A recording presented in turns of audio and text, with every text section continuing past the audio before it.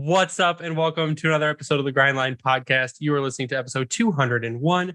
I am your host, Greg. I am here tonight with Ryan. Tyler is studying for some kind of insurance test, I think. Is that what's happening? That's what I gathered from the text messages. Something he's been building towards for a while now, but I don't think any of the places that he's worked at has been willing to actually pay for it for him.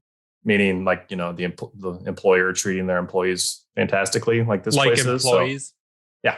So I think that's what he is pushing for, going towards at this point. So good for you, Ty. Yeah, hopefully you pass. That's what we're going to go. Hopefully you pass your test and you're studying really hard and not drinking and blowing us off. Thoughts and prayers. So tonight we have a little bit of a show. There's not much has happened since we posted our last episode. We had 2 games against the Toronto Maple Leafs and the Buffalo Sabres. Losing both. The Buffalo game, though, so I guess that's where we'll start, is the losses. So I'm not going to say that I wasn't super impressed. The Toronto game, we controlled the puck a lot. We did everything but score goals at the beginning. And Ned let in, it was Husso. Husso had a not great game. He got back-to-back not great games from both goalies. Yeah, he got pulled. Ned went in and finished strong. Ned finished the game strong. Ned went 12 for 12. And it was good. After he came in for Husso. So it was I want to say that we played very well against Toronto. Just the goalies didn't show up. I think if the goalies would have shown up, we probably could have won that game. I mean, if anything, they could have forced overtime, because you look at the shot chart. I don't have it in front of me, which you think I would have it right in front of me right now. But we had, I want to say, over 40 shots against Matt Murray the other night. And he looked like he was a Vezina contender, much like Craig Anderson did. We had 44. Night. Yeah, 44 shots. And it seemed like, it wasn't for a lack of trying, if you will. Like, they weren't just hitting them and dying. Like, there was traffic. They were causing some chaos. Toronto was fantastic at the loose puck battles, and Detroit couldn't capitalize. That's kind of what it came down to. So it wasn't for a lack of trying. Neither game was for a lack of trying, if you want to look at it that way. But the goaltending early on, and for that matter, and it's not even like there were true defensive lapses in either game that I can think of. I mean, you could say that maybe the first goal, the shorthanded goal for Buffalo, was a defensive lapse, but also is kind of just a bad luck move. But then it depends on who you talk to. I thought it was a soft goal. You have other people saying it was kind of a breakaway. So it's on the power play. It shouldn't be happening. So, but I mean, the offense is clicking in a way. They're not putting the puck in the net. And I would say argue Buffalo, though, a lot of logo hunting in that game, which kind of shot them in the ass. Yeah, the Toronto game, our power play didn't work. We had 3 power play opportunities and no goals. To give you kind of an idea of what our possession numbers looked like, it was our best possession game this season so far, with a team Corsi 4 of 70.4. 70.4. That means we controlled the puck 70% of the time in that game. I kind of wish I didn't know that. Yeah, I know. The big bite in the ass, though, face-off percent of 39.5. 63.4% of our starts were in the offensive zone. But it was also our third most unlucky game of the season, with a PDO of 90.6. The only games we were unluckier in was Arizona on the 25th of November and New York on the 10th of November. Those were the only 2 games where we were less lucky than we were in that game against Toronto. And that's a playoff team. I mean, they've been on a point streak. They've been on a tear. They've been doing really good. Man, are they on fire? They turned it around. And those are the kind of teams that you want to keep up with and beat. And I think that was a winnable game. Completely winnable game. If Husso would have been on his game, I think that's winnable. Yeah, if he makes a couple of those saves early on, there's no doubt that I think that they actually hold on or come back to win that. Yeah, it's the even strength Corsi 4, which is shots plus blocks plus misses. We got a score of 69. That's the highest we've gotten all season, plus nice. And the Corsi against at even strength was 29. So like I said, and I even tweeted out, like, we dominated most of that game. We were in control of that game for most of it. And it's just that the puck didn't bounce our way. And if it did, we get maybe a couple in and it, like you said, maybe goes into overtime, or Husso makes a couple saves at the beginning there and we possibly win that game. I wasn't mad at it. I wasn't mad at the play of the players. I was mad at the outcome of the game because of how they played. And that's even something Newsy said after. He's like, it wasn't a bad game. It's how do we come back in the next game and play that same kind of hockey and win? And that really didn't happen. The Buffalo game, our Corsi 4. Now we're above 50.5. So we went back and forth with Buffalo as far as possession goes, really. We were getting worked early in that game too. 47% of our starts were in the offensive zone. So we started more on the defensive side. We were luckier than normal. And that makes sense towards the end of the game where Sonny went on a tear, which normally wouldn't happen. But dude, that second goal he had was beautiful. But I think what helped there too was we won 67% of our faceoffs. So weird how that works. When you win faceoffs and you get control, you set up, like we've become a decent setup team. We've become a decent rush team as long as we have our stuff set up. It's just getting control of the puck. And it's been kind of a thing that we've had to kind of work with, where Dylan Larkin started off not great at faceoffs, has picked it up. Andrew Kopp's picked it up. Andrew Kopp had a good game last night. So, and there's 2 people, assists, didn't he? Yeah, and there's people that are still saying Andrew Kopp needs to do better. And he's not as fast as he should be. And he probably should be getting more goals, but he's contributing. They've even recently talked about that on the broadcast, how he's been taking you can tell that he hasn't fully regained what was there, but he's starting to come to his own. And I think last night was one of his better games, to be honest. Yeah, and it'll get better. I mean, we're on game 22. We are, for all intents and purposes, a fourth of the way through the season. So losing to Buffalo, and again, coach says not many teams are coming back from a 3-1 deficit or 4-1 deficit and coming back to tie the game. It's just not happening in the league right now, even though it's happened a few times in the past week. But it's not a very common thing to be down 3 goals and to claw your way back, especially with big performances from guys on your fourth line. Yeah, they kind of flipped that game on its head after Ned kind of settled down midway through the second, if you will. And the way they played in the third period, and now I get it, it's hard to ask for that every single day, or every single night, every single period.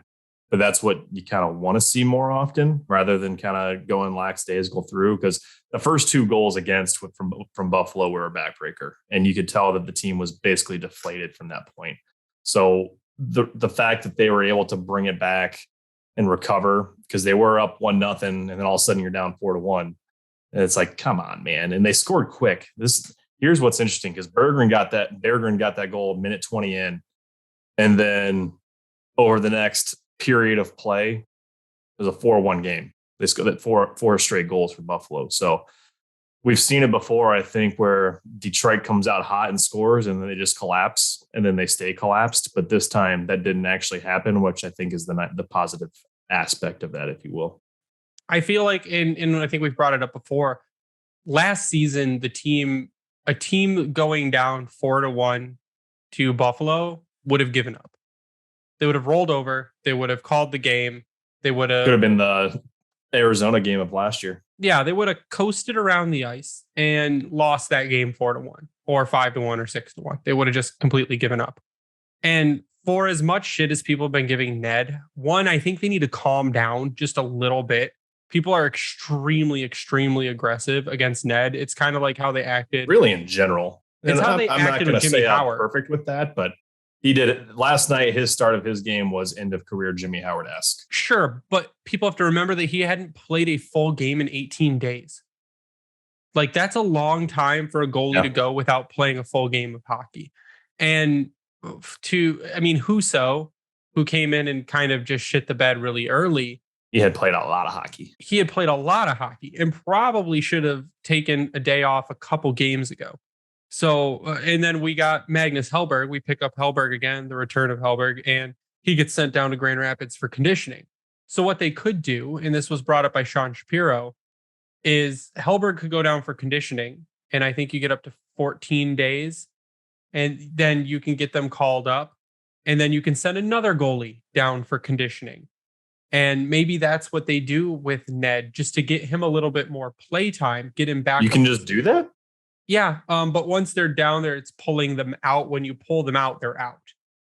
And you can't just swap them back down there for 3 days. Like, you don't get rollover conditioning days, but you can do that. So you don't have to be injured to do that. No, Hellberg's not injured. They sent him down for conditioning today. That's what confused me, because I thought the conditioning stint stuff was if you had a guy injured or whatnot. I did too. And it's classically used for injured players, but you can just send a dude down for conditioning, but you can't do it like, I can't every other week just send a guy down for conditioning. They only get so many conditioning games per season. Like per player or in general? I think it is. I'd have to double check, but I would assume it would be per player, because if you have several players injured, like long-term injury, that are coming back, you can't just say, well, this guy's going to come straight back into the game. I wouldn't think, but I'd have to double check. So that's what Shapiro says, is they may just send, when Hellberg is done, they thought it would go the other way. Ned would go down, Hellberg would back up, then Hellberg would go down. But I think that they could send Hellberg down, get his conditioning in, bring him up, send Ned down to play a few games in Grand Rapids to build his confidence back up, and then bring him back up. It gives us some flexibility. Plus, the goaltending of Grand Rapids hasn't been phenomenal. So there's options there. And this is kind of like Yzerman's playing chess while everyone else is playing checkers kind of move, if that's what he decides to do. Well, it's also a good way. Does the conditioning stint count for that 30-day window with Hellberg and not having to go back through waivers? If you're going down on conditioning, you do not have to pass through waivers, because you're not actually right. No, I knew that. What I mean is, it's what, after you claim a guy, you've got 30 days that you can't send him to down. keep him on the roster. So is this still part of that 30 days? During conditioning, you are still on the NHL roster. So you're just playing in a different league. Yeah, exactly. So you can kind of keep sliding him and give him that conditioning stint until he's been on the roster for so long. And then you can send him down to Grand Rapids permanently without having to worry about it. And then if at some point you want to trade Ned, you have an NHL caliber, or what's assumed you're to going be right to that one, aren't you? An NHL caliber backup. So there's little moves being made during the season that you don't really think too much about until you're us and you sit in a wormhole full of Yzerman brain hockey moves, like galaxy brain kind of stuff. And that's the direction it could go. The stuff we get yelled at for. Yeah, the stuff that people go, there's absolutely no way that can happen. And then it ends up happening. And we're like, nah, I told you so.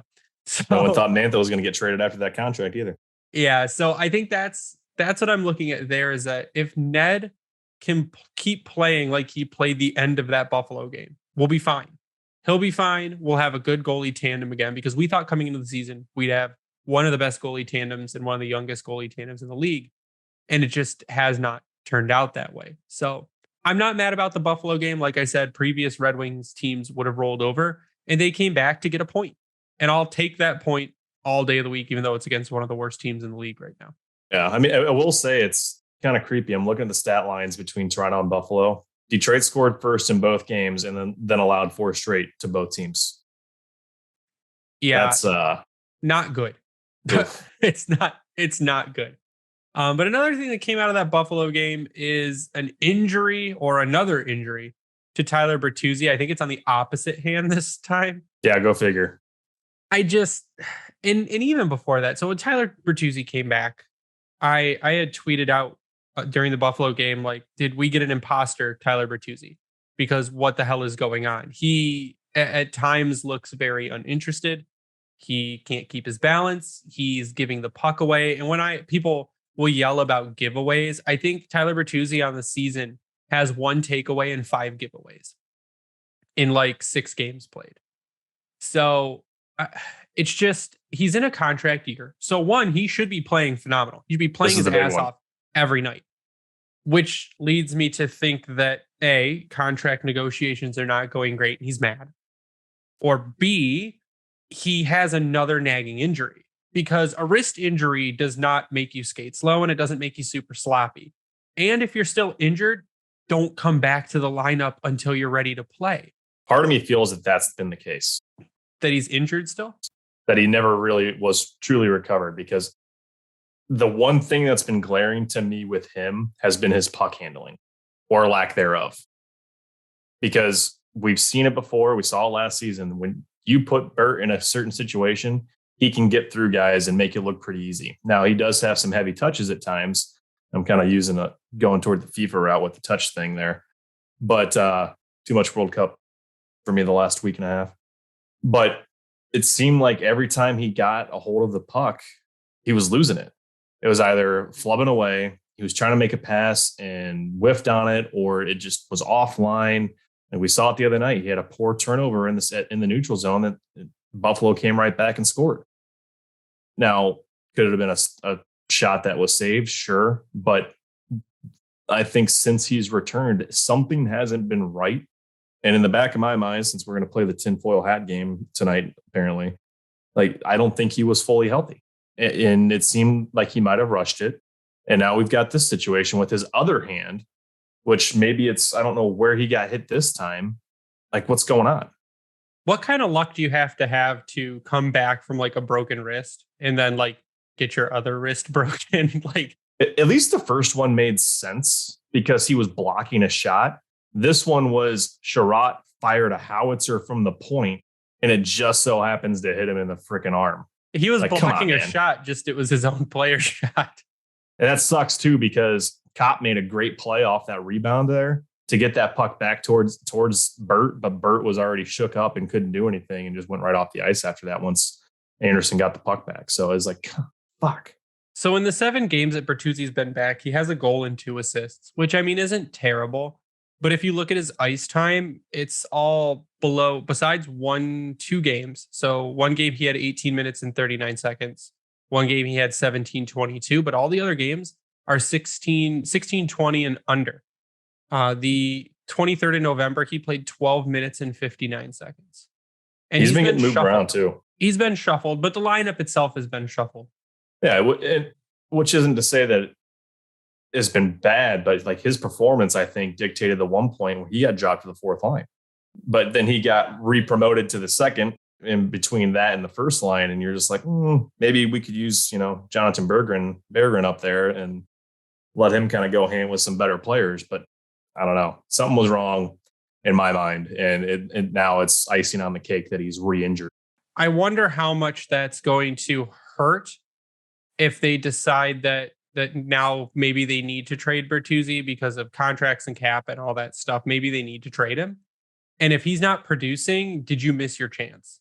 Did you miss your chance at a big payday by not trading Tyler Bertuzzi? Or has he built up enough stock previously to say, hey, this might just be an off year thing and maybe a team will pay big for him because they've seen what he could do and because he's a playoff style player? Because if Tyler Bertuzzi comes to you and tells you, hey, I want an 8-year deal at $8 million a season, I don't think I can give it to him because of how old he is now versus his style of play and how quickly players like that can break down or are already breaking down, maybe. Knowing you have to pay Larkin, knowing you have to pay Raymond, knowing you have to pay Sider. And I don't think you're going to give Tyler Bertuzzi or in any position to give Tyler Bertuzzi an 8x8 based on the type of player that he is. I think we're past that point. I mean, he hasn't been able to stay healthy for an entire season to this point. Now, that's not to say 73 and 71 games is a bad thing, but you look back at last year, he only played in 68 games. The year before that, he only played in 9. Up to this point, he's only played in 9 this season. So he's already got a history there. Now, you would think that some of these injuries would be more so from throwing the body or something like that, but something's got to give. And right now, I was talking to Mario about this earlier. Like the ball is totally in Yzerman's court here in terms of he's got all the leverage. He's like, all he's got to do is look at these last couple of years. Like, dude, you have not been healthy. You've hurt our team more. I mean, you could argue last season he had 62 points in 68 games, 30 and 32. First time scoring 30 in his career. And that's his best season. Before that, it was 48 and 71. Yep. But he's put up 20 goals in 3 of his seasons thus far, which is a big deal. However, and we've kind of touched on this before, he can be a replaceable talent. Is that going to be soon? Maybe. Is it internally? Unlikely. Is that someone you have to go get off the free agency? Most likely. But biggest thing is he healthy? No. Is he going to be worth that money if he can't stay healthy? Maybe. But now he's basically worked himself into a corner where he's probably not getting more than a 1 to a 2 or 3 year deal.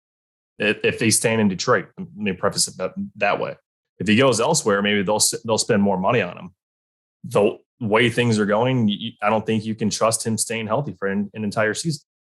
Yeah, and talking about replacements, I mean, I don't think you need to go very far to find a replacement because Carter Mazur's at the University of Denver. And you got Mazur. You could argue Berggren is ready to go. We got Fabbri and Zadina coming back at some point. Berggren's looked fantastic.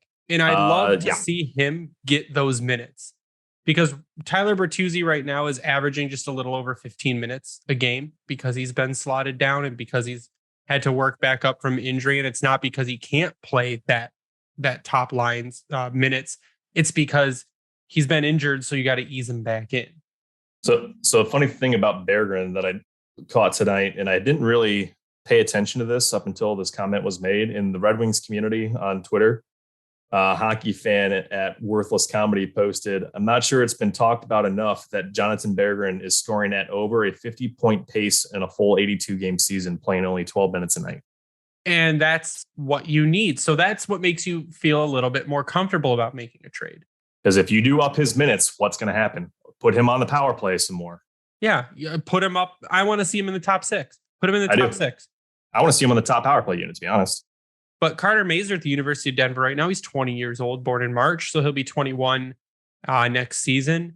Has had 2 years at the University of Denver. Last season, 21-22 in 41 games played, he had 38 points. This season so far, in 14 games played, he has 16 points. The kid's on fire. 12 goals and 4 assists in 14 games. And he's scoring in bunches, and he pisses people off. He was kind of, during his draft, he was asked what he does. He gets under people's skin. That's what he does.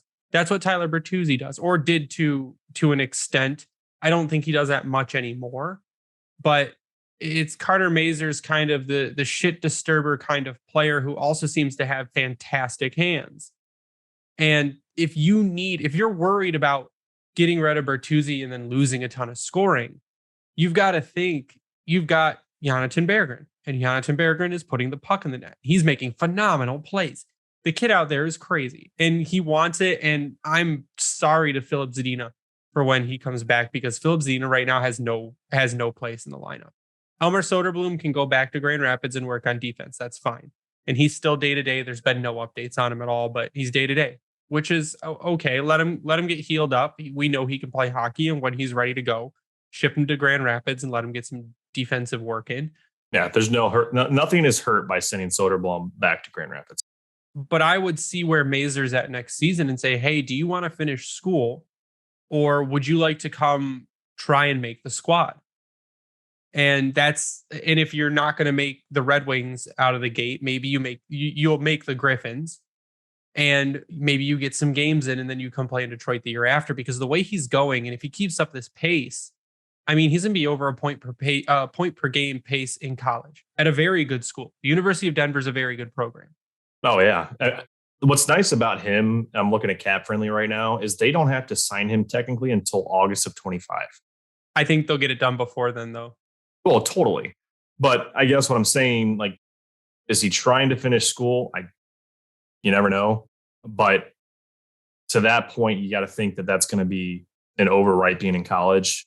And if you got him in Grand Rapids next year, that's huge because that's upping timelines for guys that are a huge hit for what Yzerman's been drafting. So, and that's all you can hope for because again, what's going to happen with Bert?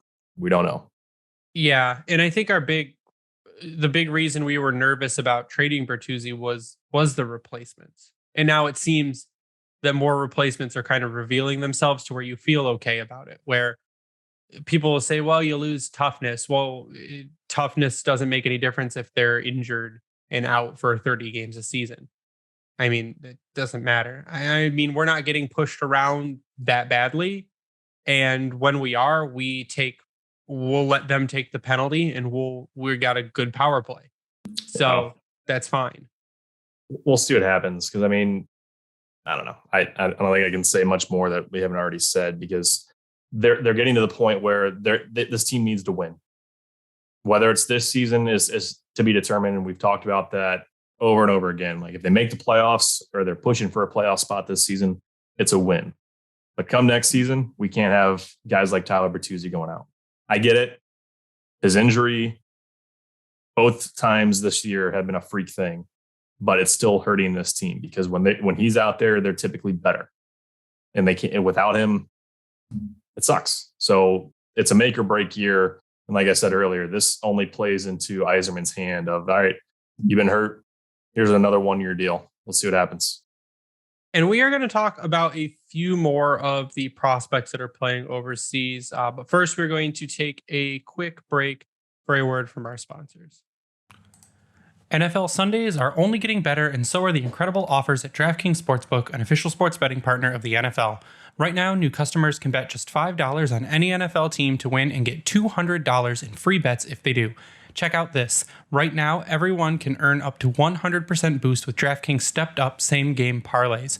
Go to DraftKings Sportsbook app, place a same game parlay, and combine multiple bets like which team will win, player props, and point totals. With payouts bigger than ever, DraftKings Sportsbook is my go-to when betting on the NFL.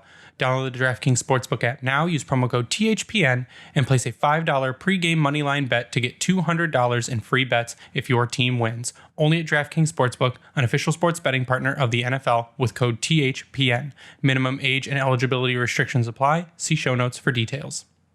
And we are back, and we have some more prospects to talk about. Now, I'm going to go through a few that are more high on people's radar, ones we've been talking about for a little bit. And then one that I just love talking about because, one, his name is awesome and people are going to fuck it up constantly.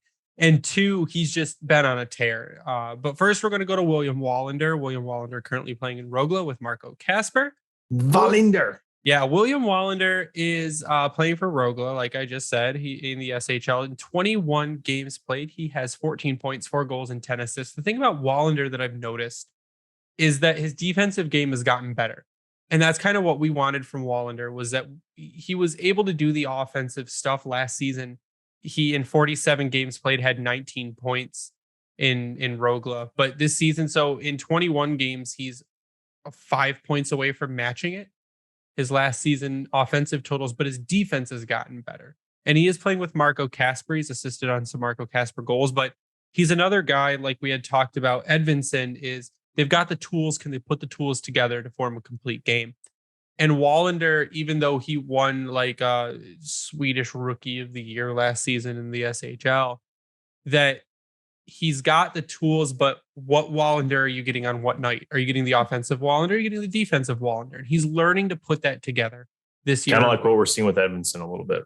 Yeah, and he's learning to do it. So I think next season, Wallinder will come over to the AHL. I think he'll play in Grand Rapids next season, because Edvinsson will move to Detroit, and Albert Johansson very much well could move to Detroit. So think if that was your bottom pair next year. If what was your bottom pair next year? Those two. I mean, no, it wouldn't be, lefties, because you don't want both rookies on one line exactly. But well, they're both lefties too. Well, I mean, we have 2 lefties out there right now. Do we? Yeah, because because Wallman came back and they've been using Osterling because Haig was napping well. Yeah, yes. Yeah, and neither Gustav Lindstrom, I believe, is still injured. Yep. So. Yeah, so that's William Wallinder. And he's one that I think he's also Wallinder's also very big. Oh yeah, this is the Detroit Giants that are coming through. 6'4", 190 pounds currently. That's a big guy. Yeah, and he is 20 years old, so he's probably done growing. And he's a July birthday, so he's done. But that's a giant. I mean, you got Mo. That's what is Mo 6'4". You've got Edvinsson, who's like 6'4" or 6'5". You've got Soderblom, who's 6'8". So you've got big dudes. Like, the whole team is going to be very large men. I mean, if you're looking at the roster currently, sans injuries, like Hellberg's 6'6", Raz is 6'6" listed on here. Sider's 6'4", Sherratt's 6'3", Husso and Sonny are 6'3". Their size there. It's good. And you have Sebastian Kosa coming in, and he is also very large. So isn't he 6'6"? Yeah, Kosa is 6'6", 209. So, and he's another one who's doing very well in Toledo. Right now in Toledo, in 11 games played, he's got a 2.98 goals against and an 8.98 save. So he's doing well in Toledo. He did decently in Grand Rapids, and I think he'll get some more AHL time this season. Yeah, Toledo, I think as a whole is kind of struggling this season. Yeah. What's their record at the moment? Because every time I've checked it from, I think it's Mark Monroe is who I follow, it hasn't been going well. So in 14 games played right now, Toledo has won 5 games, lost 8, with 37 goals for and 44 goals against. Yeah, so they're not quite the team that we're used to seeing in Toledo, because they're historically, No. I mean, it's hard to win in the ECHL because if you're playing really well, that means you're going to lose guys most likely. So if they can turn it around, it'll be great because that's also a fun hockey town. But the biggest thing is, as we've talked about before, Costa's getting reps, and that's what matters the most, because you got to think that coming to next season, he's full-time AHL, hopefully, fingers crossed. But I'm not too concerned. He's had some great games. We've seen some highlights come through. He's been super aggressive. I think that's the big one this year is he's being aggressive in net, but not in a bad way. Not like it's not overcommitting. Yeah. Yeah. So the other one we want to talk about, Marco Kasper. Marco Kasper again in Rogla. And in 21 games played, he has 4 goals and 8 assists. The other thing we've really noticed about Marco Kasper is, man, is he angry. He is a mad. He's 5'10", so I don't want to call him a little guy, but he's angry. He's hitting people. He's starting fights. CBY Goon Squad, baby. Yeah, and he's really the plays that he's scoring on, he's got some flash to him. He's got some flash to his game. Yep. And in 12 and 21 is nothing to kind of like put your nose up at. Last season in 46 games with Rogla, he had 7 goals and 4 assists for 11 points. So he's already beat his total last season in half the amount of games played. So it's a kid who you're hoping comes in like I think we had talked about, not rushing him, maybe in 2 seasons. He comes in, or 3 seasons, he comes in and holds up your second line center position. And at that point, if you've still got Andrew Kopp, because you signed Andrew Kopp for 5, that maybe he slides over to the wing, maybe he drops down, maybe you trade him. So there's options there in the long run, because there you're also getting rid of some cap, maybe. And you're bringing in a guy on an ELC who's not going to be making a ton of money. So Marco Kasper is doing well for an 8th overall pick, and I think he can only get better from there. But he's a slick kid. He's got some moves. He's got hands. He's deceptive. But he also has an edge to him, which I don't think we saw before the draft. And just a friendly reminder, he's 18 still. He will be 19 in April.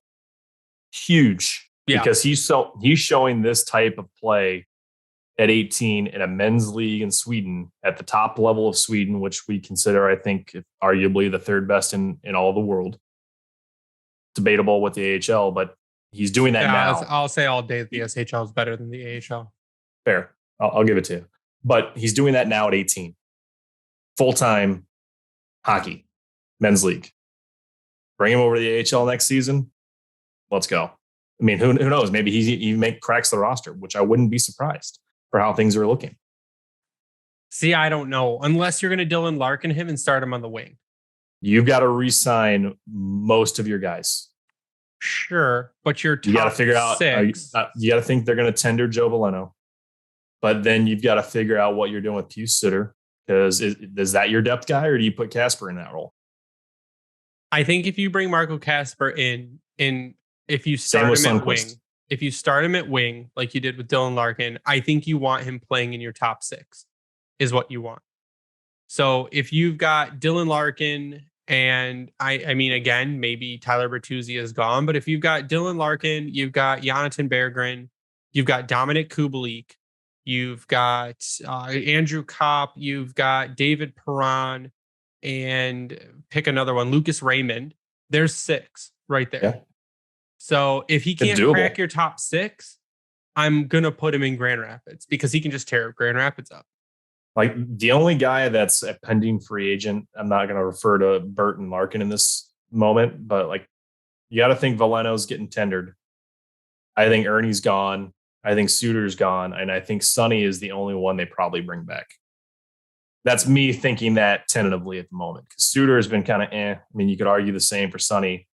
Ernie, maybe if he goes a little bit cheaper, it's even more beneficial to him because he's at 2.1 now. But I think between who they've got pending free agents, Sonny and Ernie are probably the only two I could realistically see returning. Yeah, I could see P.S. Suter dealt at the deadline. I mean, he showed he could still play hockey, and he's been pretty effective. He's got some speed there. That's going to be beneficial. He's a good defensive player. You could deal him at the deadline. You could deal Bert at the deadline. Adam Ernie, you could try and deal him or let him walk. Sundqvist, I would bring back because he brings the grit. He's shown offensive hands. He doesn't mind getting in people's way or getting in front of the goalie. I think there's value there in Oscar Sundqvist, and he's 28. So again, he's not over 30. And that is kind of what I'm looking at, is that if Sonny was 2 years older and doing what he's doing, I think Yzerman would let him walk, or I think Yzerman might try and trade him. But because he's under 30 and because he plays well with the guys around him and he seems to have that offensive touch and he's not a detriment, he's not bad defensively, he doesn't hurt you in any way, and he has a more positive than a negative to him. If you were to make a pro-con list, there's more pros than cons. So I think Sonny's a good one to keep a hold of if you can keep him under 3 million. So yeah, 3 million or lower. Because right now he's at 275, which is a great deal. Now, if the cap goes up, then it's kind of a moot point. But at the same time, you still don't want to tap into that. So we'll have to wait and see. But I mean, you think about Suter, Sonny, and Ernie. All three of those guys can play in all situations. Sure, but I'm looking at upside. That's where come trade deadline, those are the ones you can easily dangle about and see what happens, in my opinion. But I think Suter and Sonny probably have the more upside because they're typically out there more on the defensive side, especially the PK. I mean, Ernie's out there too, playing a lot of PK time, but you see Sonny on the power play more than you do the other two, where I think that might be more of an eye catch and be like, ooh, pretty things, send that my way. Here's a second round, third round pick. I think what I'm looking at is what is more easily replaceable with assets we already have. So if you say I'm going to Suter, exactly. So I can trade P.S. Suter and just Ernie slot Joe Veleno in that same situation, no problem. But Ernie brings a similar aspect of Sonny though, in terms of the physicality. I like Sonny's game better than I like Ernie's game because Ernie works well when you play him with Dylan Larkin and when you play him with those top guys, because anyone is going to. I'd love to see Sonny with Dylan Larkin for a few shifts and see what happens. I think the big thing for Ernie this year, and we talked about it quite a bit as well, is his skating this year seems to be vastly improved. And I think in any situation where you're trying to talk about him possibly being dealt as a deadline acquisition for depth, that's what's going to help set him apart. Because I think he's a better skater than Suter, to be honest. And Suter's got some speed to him. Ernie has better acceleration than P.S. Suter. I think P.S. Suter has a better top speed. Ernie can get there quicker because he has better strides. But I think if you're trading guys come the deadline, Bertuzzi, Suter, and Ernie are your forward trade pieces. Jordan Osterley, maybe you can get something for him. And if I'm looking at defense, Robert Haig is done. He's not coming back next season. Gustav Lindstrom is an RFA. I'm okay with letting him walk because you've got guys that can come in. Jake Wallman, I like Jake Wallman. Wallman's not going anywhere. I like Jake Wallman. His price point's probably going to go up a little bit. But same with Mata. Yeah. So, I mean, the defense, you got some work to do, but Sherratt's signed through 26-27. Philip Hronik is an ARB-eligible RFA in 24-25. I am going to apologize to the entire fan base for my doubt in Philip Hronik at the beginning of the season up until like game 6. Philip Hronik has been phenomenal. We should rename him Phenomenal Hronik. It's just, I don't know what happened. And I think it is Bob Bugner is a genius. That's kind of what I want to go off of, because he's basically told Hronik, and he said it the other day, Hronik was passing first. And he's like, whenever you have the puck, just fucking shoot it. Shoot the puck. He even said, not even for a goal, just to get it on net and just shoot the puck. And Hronik's doing it. It's been paying off spectacularly. Plus, Olli Mata has helped him tighten up his defensive game. They talked about that shot after the Arizona game. if I remember correctly. And it was him and Raymond were there for the post-game conference. And they talked about how I think the direct quote was, he's got a phenomenal shot. And they just told him to start using it. Yeah, that's what Bob Bugner said. He said, just shoot the puck. Yep. And that's what's happening. And now good things are happening from that. So for a team that still seems like they're trying to find their identity under this new system, that has been a fantastic bright spot. And we've seen him put points up before, but this is different, it feels like. And it's not for a lack of defense either. Like, we're not losing him entirely defensively for everything that he's doing offensively, because Mata's there to do his shutdown thing, and he's been fantastic. Probably one of the best defensive signings we've had in a very long time. But the way that him and Hronek have complemented each other, it's amazing. But to give Hronek credit, though, to give him credit, in previous seasons, if he was using that offense, he would have broken down defensively, because there were so many times where we would just go, Hronek, what are you doing? And you could. Oh, there's plenty of tweets, I'm sure, out there that we could pull up from me yelling at him. You could point to a reason why a goal was his fault. And there were a couple earlier this season where you could do the same thing. There was a game where you could point to 2 goals that were directly Filip Hronek's fault. But he's tightened it up. He's turned it around. He's learning from Olli Mata. I think he's starting to kind of replicate his game. Mata is good, has offense to him. Filip Hronek is far better offensively. But if he can learn to be defensive like Olli Mata is, you've got a really good, like what he should be, which is that second pair D that just anchors it. And Devin from the Hockey Writers, which I love Devin's stuff. If I'm going to talk about the Hockey Writers, it's really just him. He had posed why, and we had talked about it too, why this season have Ben Sherratt and Mo Seider not been split up. And we had talked about it a little bit. And I came to the conclusion it's because Olli Mata and Filip Hronek are doing so well together that if you split up Ben Sherratt and Mo Seider, you're going to ruin the chemistry between Mata and Hronek. So you keep Seider and Sherratt together. I know, it's a double-edged sword. Because Mata and Hronek are doing so well. So I think at some point you may see Sherratt Seider split up, because Ben Sherratt is a defensive liability a lot of the times, even though he's got that offensive skill to him. And his job is to really take people out of the play, but he needs to be stopping the puck at the same time.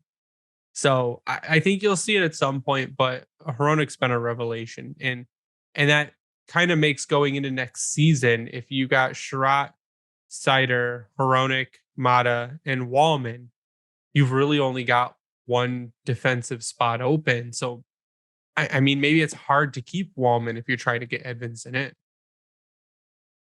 I don't know. I mean, I get the want for a lefty-righty combo, but if that's what you've got under contract, is that such a bad thing? No, plus it gives you, I mean, I guess trade pieces as well if you want to move someone. Yeah, I don't know. I don't think it would prevent someone. If you've got Wallman and you want to get Edvinsson in the lineup, it's going to happen. Where that's at is to be determined. Now, are you going to have to sacrifice bringing back somebody? Like, if Wallman's your odd man out, if you re-sign Mata, you're not in a bad spot. Exactly. Because you're technically going to be, you're bringing a guy in on an entry-level deal. And let me pull up Cap Friendly again. And if you're re-signing Mata to around $3 million, you're still making out there, because Wallman's signed to $1 million. You're going to have ELC for Edvinsson at whatever that price point's at. Let me scroll down. Where is he? Edvinsson's sub at $1 million. $925. Yeah. So you're kind of talking about a little bit more money if you re-sign Mata, because you got to expect that his price point's going to go up a little bit. But at the same time, like, do you want to lose a 26-year-old Jake Wallman who doesn't turn 27 until February for someone that's provided great depth and offensive skill for this team? Like, he's been, ever since he's come over, when he's healthy, I thought he's been fantastic. So I don't think having him on this roster stops Edvinsson, and I don't think it can hurt you. So I don't know. Yeah, Jake Wallman, like you said, when he's healthy, he's effective. So far this season, in 7 games played, he has a goal.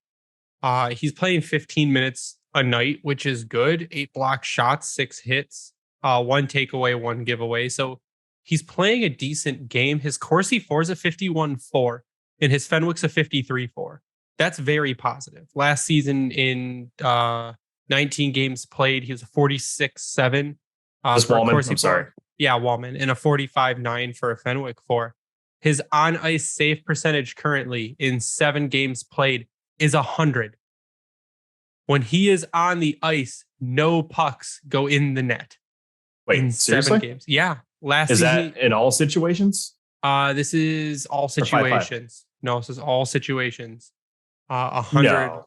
Yeah, 100% on ice save percentage. Last season in 19 games played was a 91-1 on ice save percentage. So his PDO right now is through the roof, though. It's 116. So that's I mean, really he's high. had some great shots that haven't gone in yet, but holy Yeah, shit, nothing yeah. scored against when he's on the ice. That No doesn't seem goals. right. No goals have gone in the net with Jake Wallman on the ice. So what's he averaging in time on ice? A little bit over 15 minutes.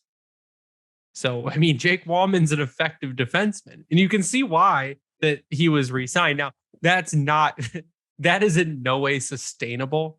100% like save, like 100% on ice save percentage is in no way sustainable. But in his 7 games right now, he's a +8. For this team, it has to be one of the highest plus minuses on the team currently. I hate plus minus. Philip Hronik, +11. Jordan Osterley, a +10. Dylan Larkin, a +9. Mata, an 8. Wallman, an 8. So he's 5th on the team, tied for 4th with Oli Mata and plus minus currently. I mean, he's doing what he needs to do, and I think that further goes to your point is I'm not sure I can really get rid of Jake Wallman. But again, for that, Jordan Osterley is also at an on ice save percentage of 100%. So he has also not been on the ice for a goal against. Now, are other guys playing special teams at this point? I know they're not on power play. No, but if you look at, again, I like this on ice save percentage stat. Jonathan Berggren, 97.2 on ice save percentage, followed by Philip Zadina at a 96.8, Austin Zarnik at a 95.7, who was just recalled for Bertuzzi, Joe Veleno at a 95.4, Matt Luff, and then Philip Hronik. Lucas Raymond comes in 10th at a 93. So, I mean, it's going to make it hard, man. And if you come down to just, hey, Jake, we love your game, but we need to make room for Edvinsson, like you're in what's upsetting? Point. What? Sider and Sherratt, 86.9 and 87.1. Yeah, but Mo had a tough start. Mo's gotten a lot better. Better. I'm not saying they haven't, but it's not a good look. That hurts. It's not a good look. So the last thing I want to talk about tonight is a player called Dmitri Buchelnikov. Dmitri Buchelnikov, he is 19 years old. He was drafted last season, round 2, number 52 overall, as an overager. He did sign a 2-year contract with SKA St. Petersburg a few weeks ago. But in 27 games, he has 29 points between the KHL, the VHL, and the MHL. So the KHL is Russia's pro league. The VHL is like Russia's AHL. So it'd be like SKA's equivalent of the Griffins. And then the MHL is like their CHL. So your junior teams. He's only played 3 games for SKA 1946, which is the junior team. Right now, he's playing for SKA Neva, which is like their AHL equivalent. And he's played 10 games in the pros, or at the higher pro level, the KHL. So in 14 games for SKA Neva, which is where he's playing now, he has 10 goals and 8 assists. And I like to give a shout out to Hockey News Hub, who tags us in everything. It's like 5 times a day because this kid's doing so much, but he had 2 goals. Great. He had 2 goals today. And he's a sniper. This kid is insane. And it's, again, another reason why you say, well, he's 19 now. He signed a 2-year contract with SKA. Maybe he can break it and come over here next season. I don't know if he breaks it. He's probably not going to be allowed back in Russia. But That's going to be interesting to watch because yeah, he's back and forth between their version of the AHL and the NHL right now. So you got to think that as this year progresses, he'll start seeing more of that NHL level time, so KHL time. I don't have any issue keeping him in the KHL for a year, though. No, not at all. But how much are they going to fight back on him trying to come over here? Now, if you got a guy like, the professor or Sergey, maybe vouching for him making the move to Steve in Detroit, then we'll see what happens. Now, granted, I don't think either of them have any pull on that team, do they? I think that Sergey has pull in general. Yeah. In Russian hockey. I know Igor does too. So I guess that's what we can maybe try to hope and pray for in a way, that he could come this way because of that. Because there's no doubt that they're still there. But I want, the biggest thing I want to see is him getting minutes and doing that in the KHL, because that's going to be what we have to see as a transfer coming over to the AHL and him still doing that over here. So if he makes that jump and keeps putting up these numbers and making that impact, that's what's going to be important. So next year, I think, is the one to really watch or keep an eye out for. Yeah, I have good feeling about this kid. And again, it's a scorer. It's what seems like a pure goal scorer in the system. And what the Red Wings lack currently is a pure goal scorer. Now, Vrana's in players' assistance. He's a pure goal scorer. That's what Jacob Vrana is. But we need more of it. And we need more of it in the pipeline coming up. Now, my problem right now is, and again, the reason he should probably stay in the KHL, he's 5'9", 150 pounds. He is small. He is very light. But you can put weight on. And I think at 5'9", you're probably topping out at 175. That's probably but still look at DeBrincat. Sure. Like when I think of don't look at DeBrincat this year, but look at historically DeBrincat. Yeah, you put him around good players and good things are going to happen. And that's what Detroit is now having come through. Because you look at young players, we already talked about a couple of them, but then we didn't talk about Cross Hannes this week, who has been fantastic rookie campaign. So there's several guys there. Yeah, Kasper still out there that once he finally makes his way over, like him and Buchelnikov, who knows, maybe if all things turn out great, they're both in the AHL next season. Doubtful, but wishful thinking.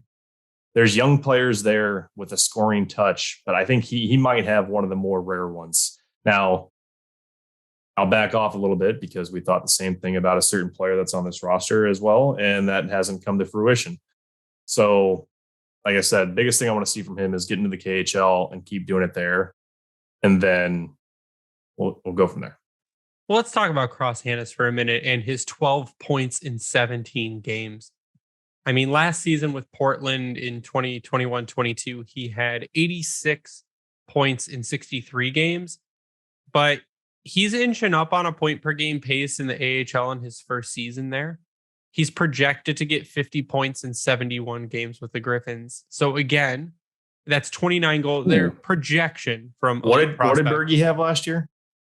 So last season with Grand Rapids, Berggren in 70 games played had 64 points. So that's close. Okay. I mean, that's close to what they expect Cross Hannes to do. So I mean, I was just curious because I know Berggren set the. See, I just fucking did it again. You did it again. He set the rookie scoring record. So if Hannes can stay healthy and push toward that, that's huge. Because we're seeing what JB is doing this season in Detroit. Like we mentioned earlier, somebody pointed out that he's on a 50-plus point pace right now with limited minutes.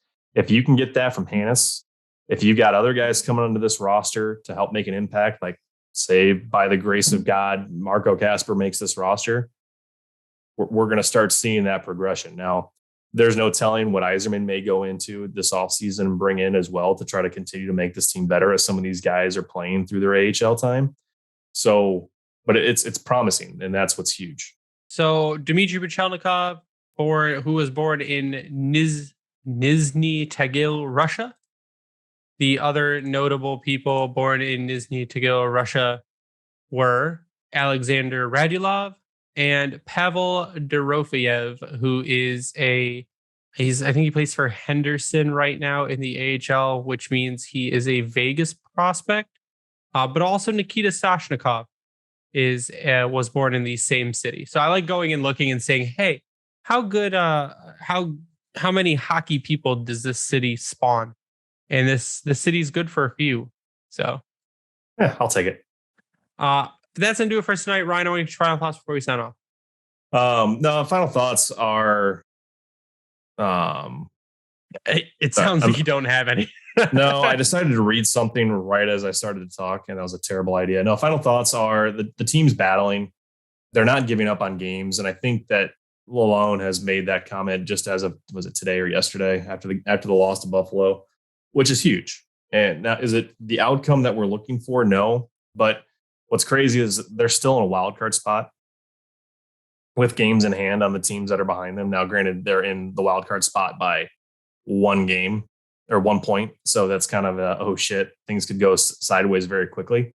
But they're doing, it's still exciting hockey to watch. So we're now entering the gauntlet of the season, as we talked about last week, that December is going to potentially, it could be very brutal. And we've already gotten Toronto out of the way, Buffalo, a game we should have won and could have won. But now we got Vegas coming up, which that's going to be a hell of a matchup. So there's a lot of top competition that Detroit's about to play. And now we're going to see what they're made of here going into the plus 25% point of the season. So we'll see what happens. Maybe next week. I mean, it's going to be a quiet conversation week. We can probably have to make some shit up as we go next week, but we'll see what happens. Either way, though, it's still fun hockey, and I think that's what's important to this point. Whereas in the past, it's like, wow, we got blown out again, and then they just shit the bed after that. So, but yeah, other than that, Artie Ryan 33.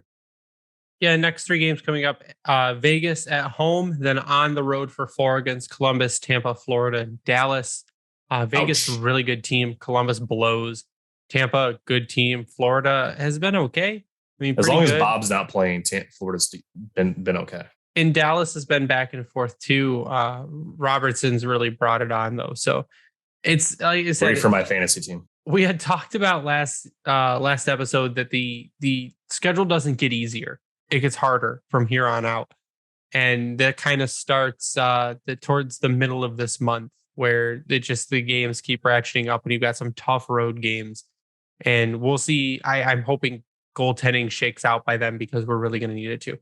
You can follow me online at Bringing the Wing. Follow the Grindline Podcast online at Grindline Pod. We like to give a shout out to the Hockey Podcast Network for hosting our podcast. You can follow them on Twitter at HockeyPodNet. We also like to give a shout out to Vintage Detroit, which is the only place you should get your Detroit jerseys from and worked on. Lynn over there is amazing, so go check them out. If you use the promo code GRINDLINE on Howie's Hockey Tape, you get 10% off. Use that same promo code at Bring Hockey Back, you get 12%. Check out our merch on Redbubble by searching the Grind Line, and go sub to us on YouTube. We like to post videos there, a little bit of extra content. Plus, you can watch us for anyone that actually wants to do that. But go sub to us on YouTube, hit that notification button, and check out the episodes there. But that is going to do it for us tonight. So for Ryan, I am Greg. You stay classy, Hockey Town.